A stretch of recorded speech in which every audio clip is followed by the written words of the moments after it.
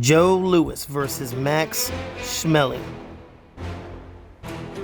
The fight would take place on June 19th, 1936 at the Yankee Stadium in the Bronx, New York. The young and talented prospect Joe Louis would enter this fight with a record of 24-0, working his way towards a title shot. Louis's first notable victory came when he defeated the former heavyweight champion, the Italian giant Primo Carnera, by TKO in round 6. 3 months later, Louis would defeat another former heavyweight champion when he would knock out Max Baer in round 4. These were 2 huge wins for Louis, and not long after, he was the #1 contender in the heavyweight division. Germany's Max Schmeling would enter this fight with a record of 48-7-4, and he was also a former heavyweight champion. On June 12, 1930, Schmeling would get his first title shot when he would face off against Jack Sharkey. And this fight would make history, as Schmeling became the first man to win the heavyweight title on a disqualification, when Starkey would land a solid left hook into Schmeling's nuts. And after losing the rematch to Starkey, Schmeling would have to work his way back to a second title shot. But on June 8th, 1933, Schmeling would face off against Max Baer, where he would lose by TKO in round number 10. Many considered Schmeling to be past his prime, but after winning 3 of his next 4, he became the #2 contender, which earned him a shot at the #1 contender, Joe Louis. And the winner of that would get a shot at the champion, James Braddock. And on June 19th, 1936, the day would finally come, and they both would have a lot riding on this fight. Looking at the tail of tape, you can see physically these guys were fairly evenly matched. Not a lot of discrepancy in their measurables. Joe Louis would enter this fight as a 10-1 favorite, and he was not expected to have much trouble with the aging Max Schmeling. And round 1 has begun. And Louis will try to land a 1-2 there, but it does not connect. And you'll notice both of them are pretty cautious. Neither one is really taking too much of a chance early on in this fight. Just trying to feel each other out, both working with their jabs. And early on in this round, Louis is the busier fighter. And Schmeling's going to step in with an overhand right, but it does not land. Louis was able to back out just in time.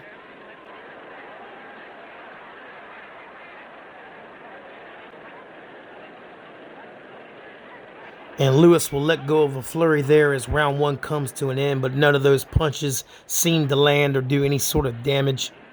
And as round 2 gets underway, Schmeling is going to leap in with a wild left hook that misses.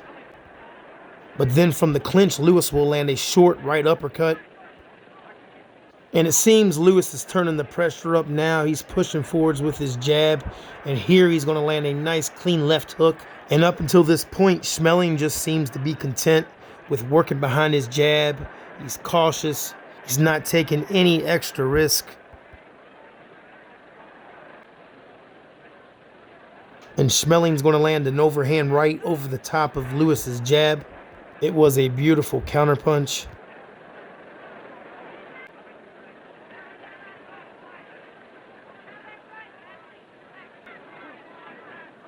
And Louis there with a good clean left hook to the body.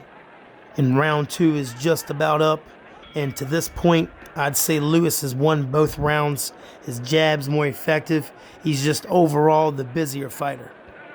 And to open up round 3, Schmeling will land another overhand right across the jaw of Louis. And then he will land another overhand right there. And Louis looked to have wobbled there just a little bit.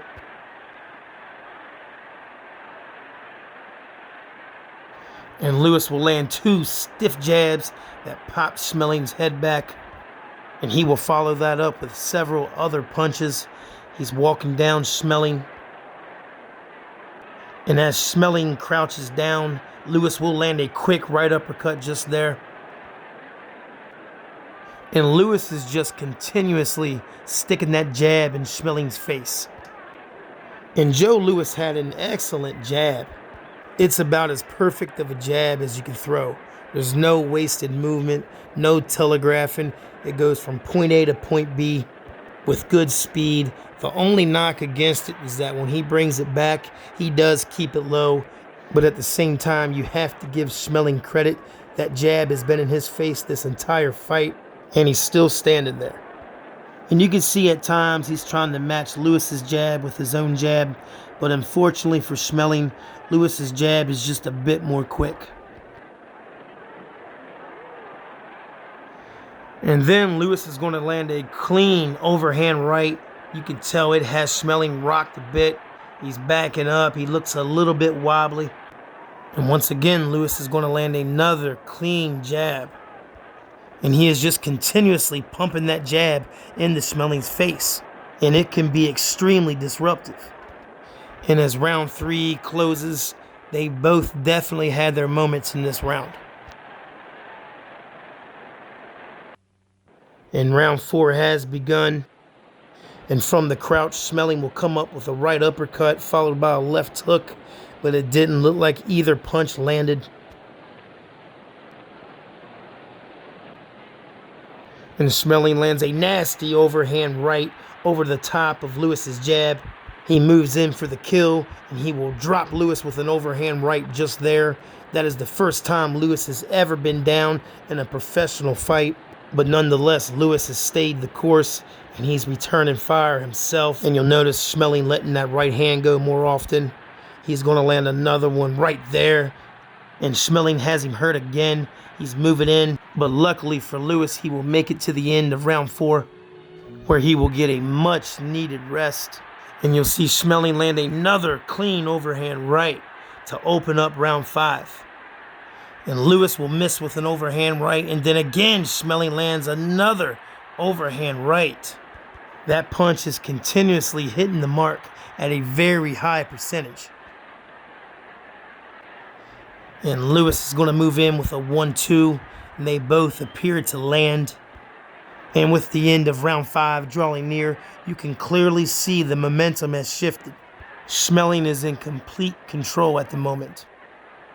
Schmeling has Louis on his heels. All of those overhand rights that have landed have definitely slowed down Louis. And right before the bell, Schmeling lands another one for good measure.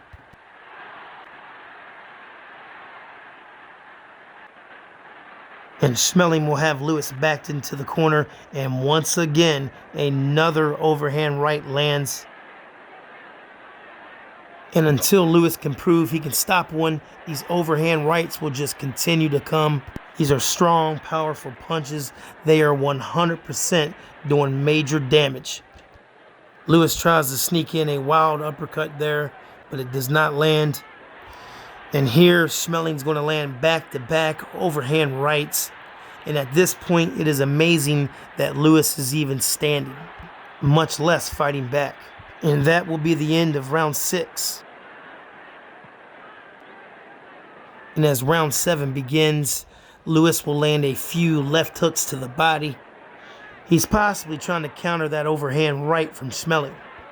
When Schmeling throws that overhand right, he's leaving the right side of that rib cage completely exposed. And if he could land a good clean left hook to the body, he could easily turn this fight around. Here in round 7, Louis has increased his punch volume. He's being the aggressor. Right there he lands a nasty right hook followed by a right uppercut. And that was a very good round for Joe Louis. And Schmeling will land a nice clean uppercut to start off round 8. But then Louis lets off a quick flurry himself. And I've noticed Louis is working the body a lot more as this fight goes on. Here he backs Schmeling up and looks like he lands a pretty clean left hook there. And so far in the 8th round, it has been all Louis. And Schmeling lands a right uppercut followed by a left hook. And they both landed. Schmeling connects with another overhand right. And it looks as if Louis lands a low blow there. You have the referee moving in, having a talk with him. And that punch looked low as well. Looks like he got away with that one. Nonetheless, the 8th round is over.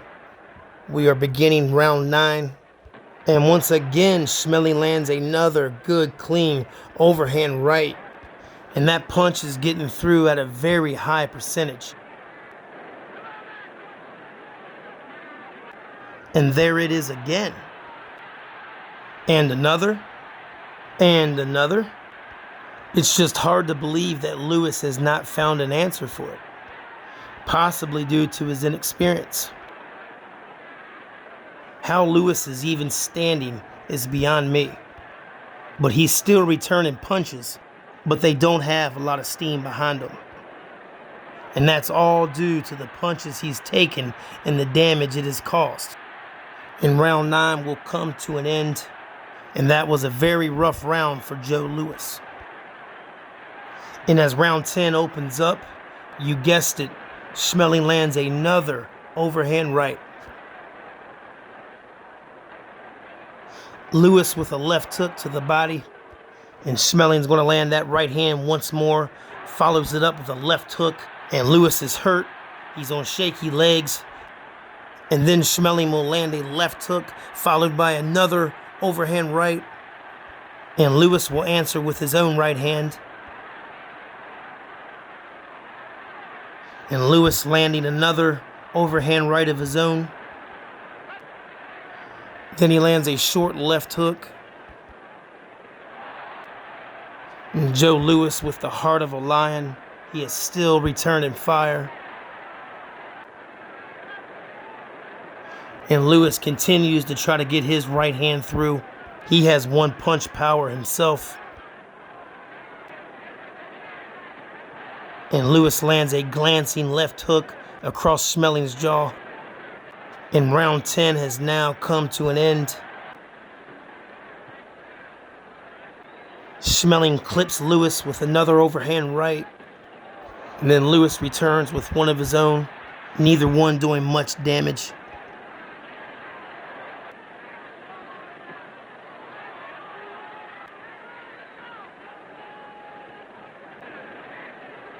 Schmeling lands a right uppercut, left hook combo, and Louis lands a stiff jab just there. And Schmeling throws a 4-piece combination to end round 11. And once again, Schmeling lands an overhand right to start round 12. And Louis will rip a left hook to Schmeling's body, and then lets off a 3-piece combo. But unfortunately, nothing landed. But he does land that overhand right.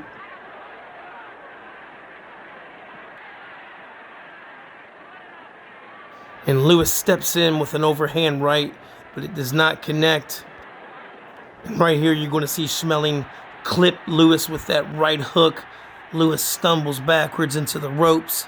Schmeling's letting his hands go, and he lands another overhand right. Louis is hurt severely. And Schmeling's not going to waste any more time. He lands 2 more rights, then lands a right uppercut followed by a left hook. And he moves in for one last overhand right. Joe Louis is down, but this time he will not beat the count. Max Schmeling has just defeated Joe Louis by knockout in round 12. With this win, Schmeling had stunned the boxing world. There wasn't many who thought Schmeling could compete with the young and powerful Joe Louis.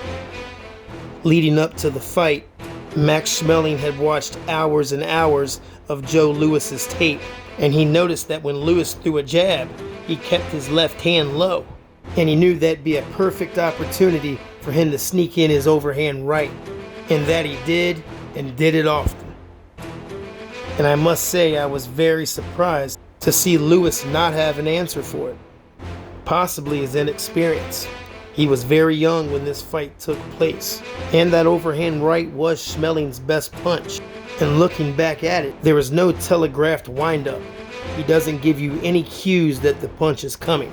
He just steps into the punch, and his hand moves forwards from point A to point B. And one thing's for sure, after this fight, you can never question Joe Louis's heart or his chin. And until next time, Thank you guys so much for watching.